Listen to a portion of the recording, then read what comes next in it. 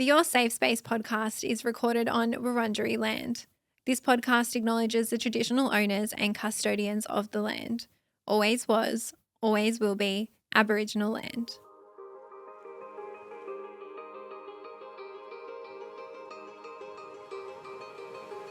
Welcome to Your Safe Space, the podcast. I'm your host, Adele Marie, and this podcast is here for you.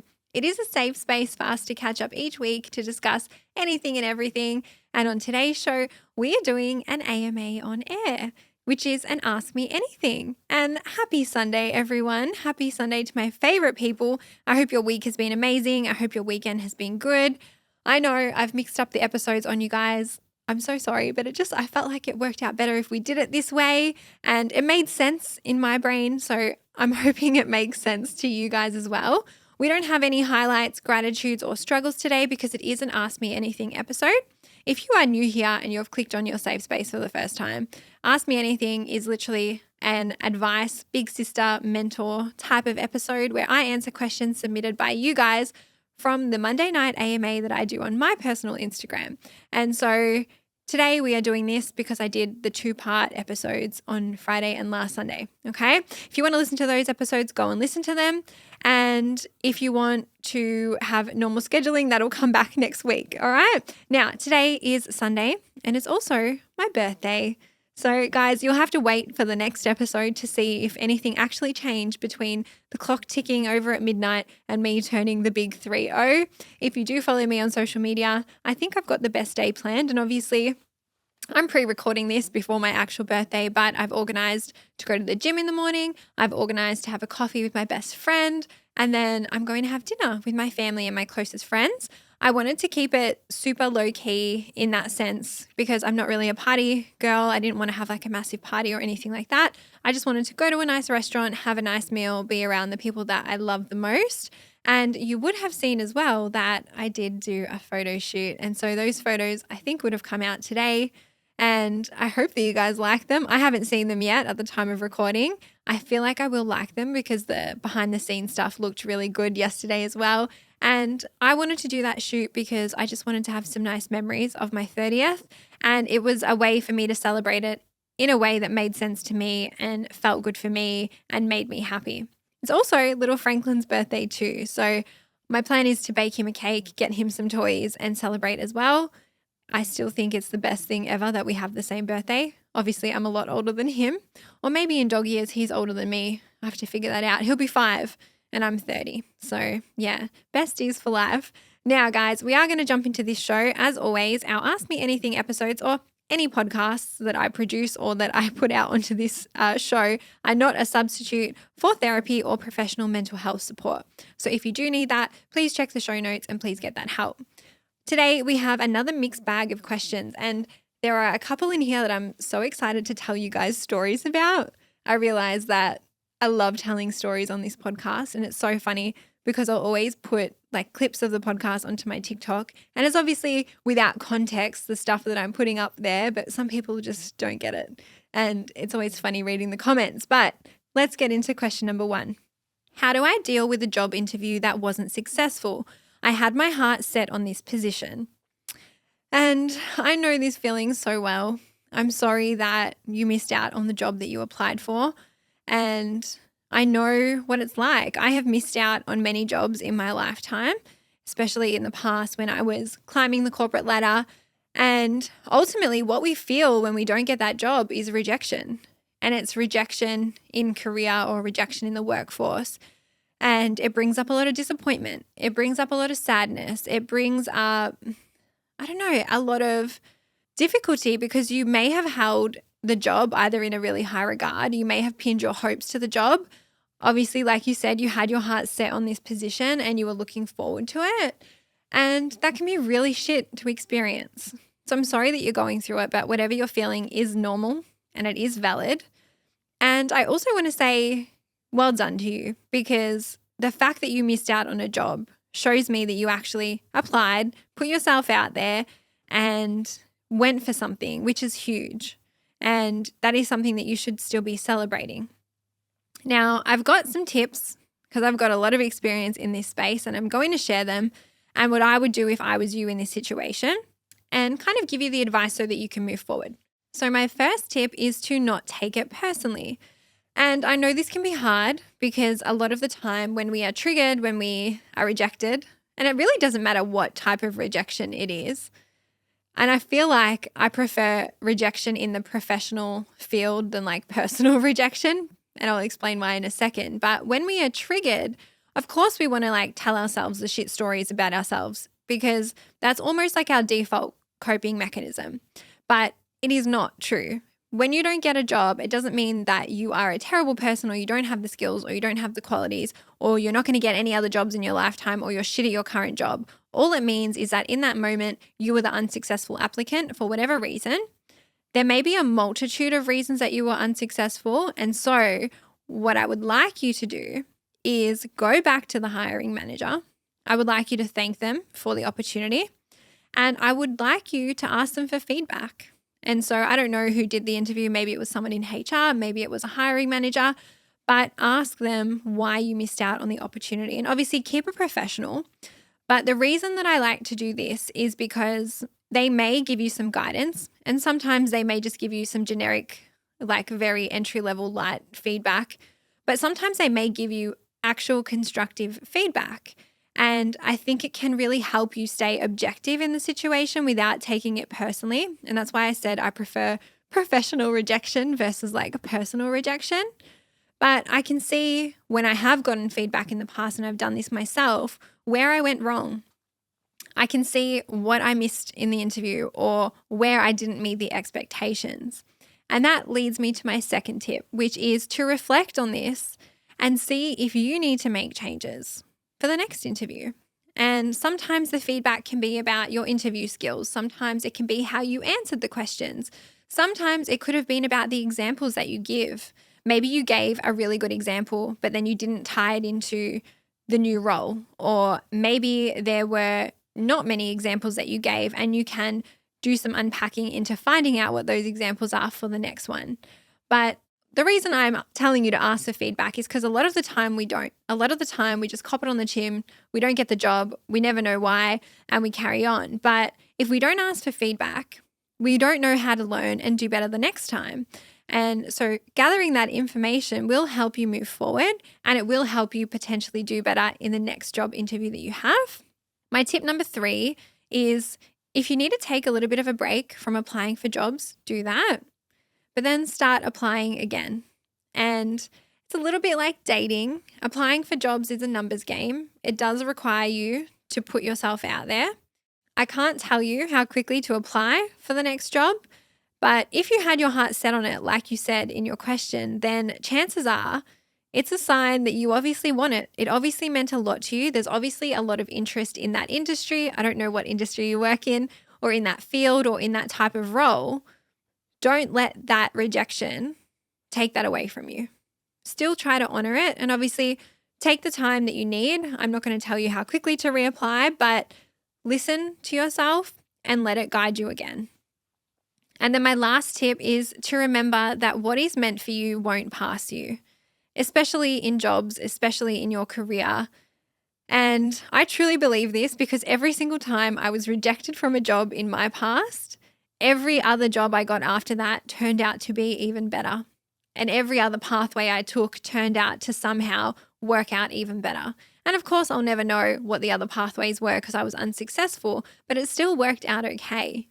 I think it's also just accepting, a bit like dating, that rejection is part of the process and it is part of job hunting and applying, and to not let that stop you.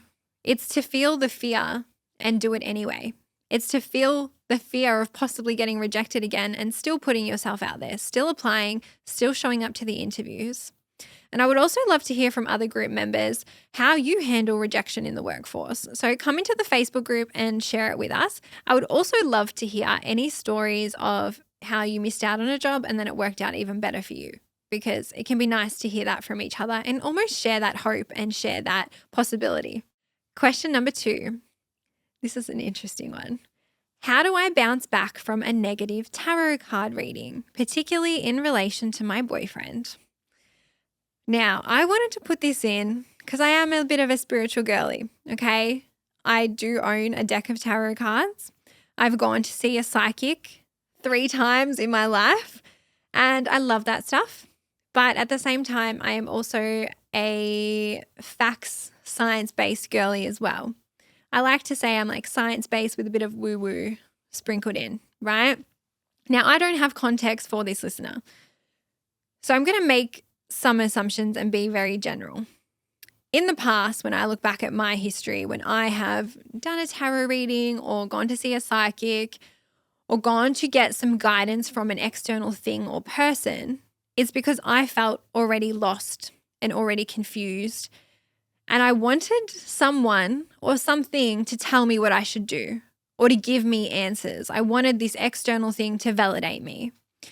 And I noticed looking back on my past, and even now, I think I tend to now lean away from that stuff because I feel like I can give myself the answers myself, which is a better position I think to be in. I want this listener, if you're listening, I hope that you are, but I want you to ask yourself a couple of questions. Get out your journal. Write down what you wanted to get out of going to see the tarot reader or what you wanted from asking the tarot this question. Ask yourself that and write it down. Then ask yourself, what was the outcome that you were hoping for? Write that down too. And then I want you to write down, these are the questions to answer. Were there already issues you were hoping to get clarity on? As I said, get a journal, write it all down, allow your thoughts and feelings to come up. And then once you have done that, I want you to reflect on whatever came out. How did it make you feel? Did it bring things to light for you? Did you hear something you didn't want to hear? Are there real issues in your relationship that you may have been avoiding? Or has it created an issue that wasn't there in the first place? I always try to take this stuff with a grain of salt, and I know I may upset some people in the community who are very much into the tarot or spiritual stuff, who are into that psychic stuff, that medium stuff. I do take it with a grain of salt. Just like everything that I tell you guys, it's like life is here to be lived. We can dip in and out of certain mindsets. We can dip in and out of certain tools. We can dip in and out of what we need. I don't think it's healthy, personally, for me, probably from my mental health issues, to sit in that energy of like tarot or psychic or anything like that. And that's because I believe that we ultimately create the lives that we want. We ultimately have that power. And with communication and with some willingness, we can navigate things or issues that come up in our relationships. And so I'm not in a relationship at the moment, but I'm trying to empathize with this listener. If I had a tarot card reading and it said something bad about my boyfriend, I would need to think to myself, is this just showing me what is already there? If it's not, I've got to let it go. What I would suggest is to do that, ask yourself that, and then look inwards and see if there is something for you to unpack or work on or something for you to let go. And as I said at the start, it's okay to have a toolkit. As I say in all my episodes, it's okay to have a toolkit and dip in and out of what you need. But using things like this in moderation, I think, is the healthiest way to do it. And that is in conjunction with your own thoughts and with reality, with what is actually happening in your day-to-day life. The other element, I spoke about it very briefly, but mental health. I know for me, when my mental health has been poor, I have to stay away from that stuff because it can really mess with me. And I really want you to take that ownership and know, am I in the best position to do this right now? Or do I just need a nod, right? And so hopefully you can take some time and space and let it settle. And hopefully you can move to a better place within yourself firstly, and then within your relationship. All right, question number 3.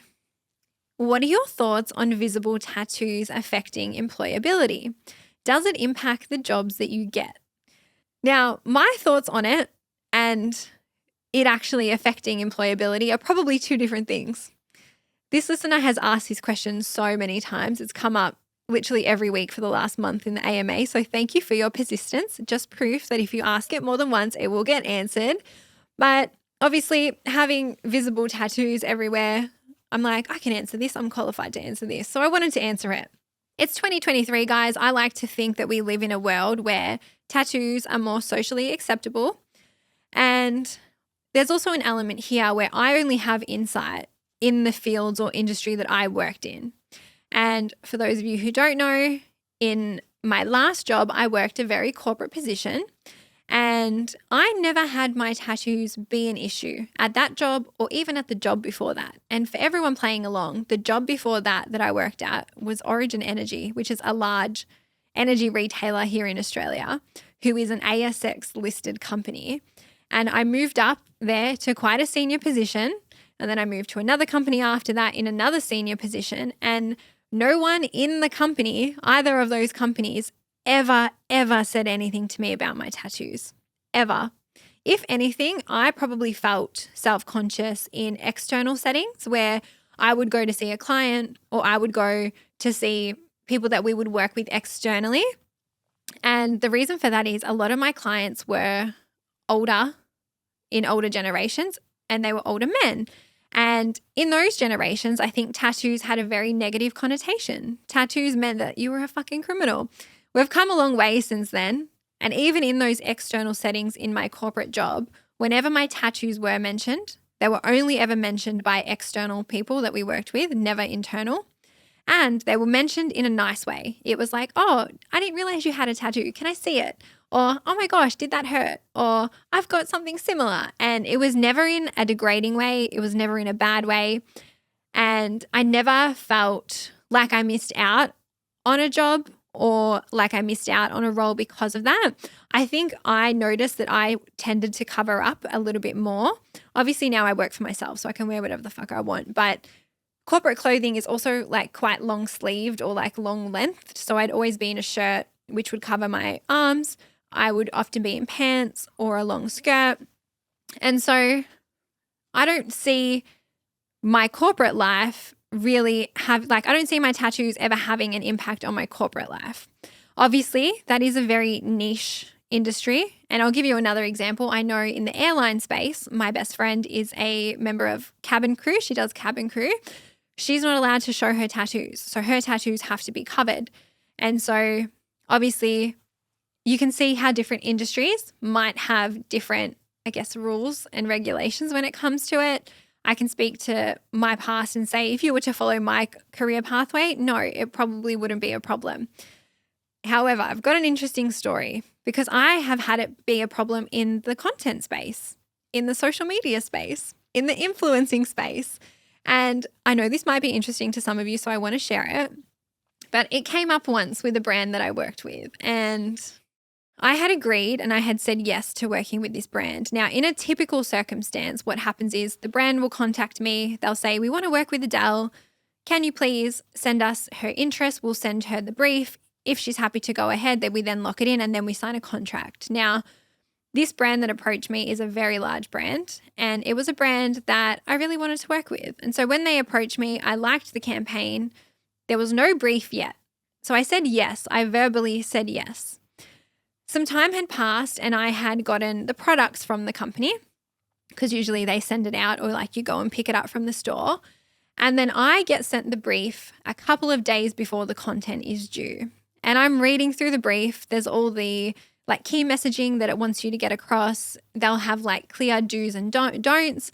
And on this particular brief, there was a line. I read it and my heart sunk. It was, the company values are not aligned with tattoos. Please ensure tattoos are not visible in the content. Now, I have tattoos on both my arms, on both my legs, and on both sides of my body. And I can't tell you what the item was because I feel like you guys would maybe figure it out. But the item that it was very hard to not show my tattoos while I was making the content. And so I ended up delivering the content. I hid most of my tattoos. I don't think you could see any of them in the content. And it went up. This was however long ago. It was very difficult for me anyway. I was so stressed creating the content. But the brand was happy and, the content was up. I got paid, all good and well. Was it really good and well? For me, no. In my mind, I was like, I probably wouldn't work with that brand again. I've never shopped with them again. They haven't come and asked me to do another collaboration with them, which is fine. Perhaps we aren't aligned. And so I guess the same goes for other companies. If I was judged based on the tattoos, is that a company I would want to work for? Probably not. if I miss out on a role because of my tattoos, was that role really meant for me? Probably not. On the other hand, do I miss out on collabs or brand deals because of the tattoos? Maybe.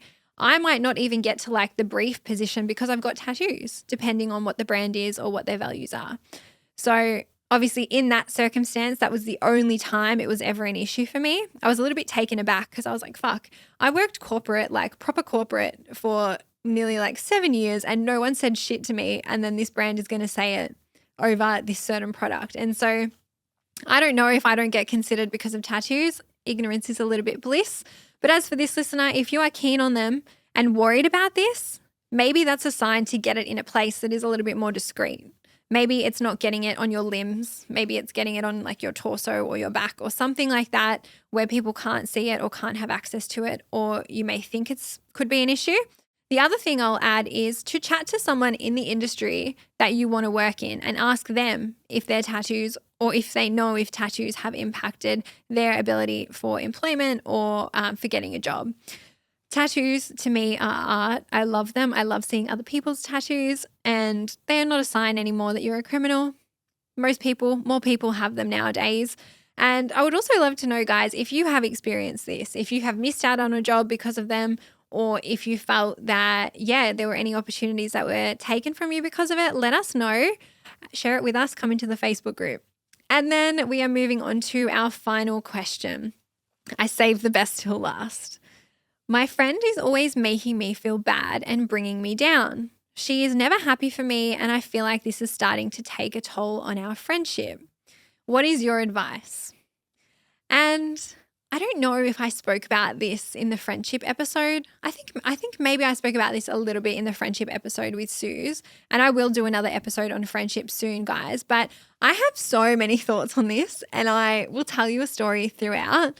But without any other context, I don't know what this listener is going through. Like, I don't know what the friend has said or what she's doing to make you feel bad. But the fact that you are saying it's taking a toll on your friendship is not surprising. And I'm also glad that you're aware that it's happening. I think many people might be able to relate to this, having a friend like this at the moment or having had a friend like this in the past. And I don't know what it is. I don't know if it's envy. It's probably envy. It might even be insecurity. It might be jealousy. But it's that friend who is almost like a secret hater, right? I'm talking about the friend in the moments where maybe you have an accomplishment. Maybe you got asked out by a cute guy. Maybe you had a great date. Maybe you got a promotion. Maybe you got engaged. Whatever happy moment you're celebrating, and you're met with the very passive-aggressive response like the, oh, that's great. Or they're saying whatever to bring you back down and not kind of hype you up, not be that cheerleader for you. It's very passive-aggressive, and it's also the backhanded compliment and bringing you down any moment that they can. Now, I know it sounds strange because we're all thinking, well, if they're doing this, how do you still have friends like this? But the thing is, a lot of the time it's so subtle. It's just there underlying. You can kind of see it, but then you're like double questioning, like, did it really happen? Did they mean it that way? And then sometimes I'm like, maybe they're having a bad day. Maybe they've got stuff going on. Like maybe they just didn't have the space to kind of show up for me in that moment. And the other thing is sometimes they're also really good friends in other moments as well. I had a friend like this in the past, and it was a really interesting and hard dynamic to handle because our friendship blossomed really beautifully, if I'm honest. It kind of came out of nowhere, and I loved having this friendship. And then slowly, moments like this would happen. I'm going to give you some examples of the things that she said to me. And when I'm reading them all out, it sounds terrible, but these things were like very subtle over a long period of time. It probably sounds worse because I'm reading it out at once now. But she had said to me that it frustrated her that I had had a good relationship with my family because she didn't have that with her family, and that she was jealous of that. She said it pissed her off that I had Franklin because she really wanted a dog. And I remember she listened to the first episode of this podcast and said to me, it shocked me that you got bullied in high school, and it shocked me that you have gone through some hardships in life because I always thought you had everything handed to you on a silver platter. and I always thought you were the popular girl. That's what she fucking said to me, right? And guys, it was at the time, as I said, not all at once, but it was frustrating and upsetting because what do you even say to that? Like how do you approach that? It's really jarring and it's really difficult. And to me, I pride myself on being a good friend to all of my friends. I pride myself on being a cheerleader for my friends. And I think in that episode I did with Suzanne, we spoke about one of the green flags being lifting your friends up, celebrating their wins, celebrating their accomplishments. That to me is a green flag. The opposite is a red flag. And I guess my advice to this listener is what your friend is doing has nothing to do with you. I'm proud that you can see it and I'm proud that you're aware, but it says more about your friend than it does about you. And I think it's driven either by envy or insecurity. I don't think jealousy is actually the right word. I think it's envy that is the right word in this circumstance. But I know it's hard, especially if you have been an amazing friend in return. And so my take on this, and I'm not saying this is what you should do, but this is what I would do. And this is what I did in that situation. I found it very hard to confront because what do you say to this person? Oh, like, I think that you're envious of me, or you said X, Y, Z to me. Like, it can be a really difficult conversation. And for me, I weighed up, is this a friendship that I really want to save? Is this friendship bringing me more value in other areas? Or is this a friendship that I think it's time to call it quits? And so for me, I personally cut ties with that friend and I distanced myself and I walked away. And I say that and I did that because to me, a true friend does not do that to you. A true friend, yes, is not perfect. I'm not sitting here saying your friend has to be your biggest hype girl 24/7 or be there for you at the drop of a hat. But true friends do that for you, right? And I think I'm always rooting for my friends. I'm always hyping my friends up. I'm always having their back. I'm always celebrating them. I think it's fair to want that energy back in return. And I think the other element is life is really short. It's too short to have friends like that. And I think the toll that it can take on you, not only on your friendship, but on you and your mental health, if you've got someone continually bringing you down, it's like that saying, you're like the company that you keep. If you've got someone feeding you that stuff and saying that negative stuff to you, that will take a toll on you. It will take a toll on the friendship. The friendship probably won't survive, but it will bring you down each day as well. And I think for me personally, when I cut that friend off, oh my God, I felt like a relief off my shoulders. And what was happening for me was that I had stopped telling her stuff because every time I did, it was met with like a very negative response. And I had stopped sharing things and it just felt like a very icky situation. And it wasn't a way that I wanted to live. And so to this listener, I don't know what you're going to do. Weigh up if this is a friendship that is worth potentially saving and having a hard conversation about, or if you are better protecting yourself, protecting your peace, and standing up for a better friendship and what you truly deserve. And just a little reminder on this, celebrate your own wins, but celebrate your friends' wins as well. Be there to support them. And guys, that brings us to the end of today's show. I will be back in your ears next week. As per normal, business as usual, we'll have Friday AMA and then we'll have Sunday Deeper Dive. I'm not sure what episode that's going to be about. Come and join us in the Facebook group so you can vote. I put up a poll in there and I always get your feedback. I love having your feedback. And I'm keen to get back to normal programming. Thank you guys for putting up with all my sooking while I've been crying about turning 30. I know I've been a bit of a drama queen, but I appreciate your patience. And if you're not already, join us on Instagram, join us on Facebook. And if you like this episode, tell someone about it. Leave us a review on Apple and leave us a rating on Spotify. And I will see you guys next time. Have the best time. And thanks for all the birthday wishes too. Bye.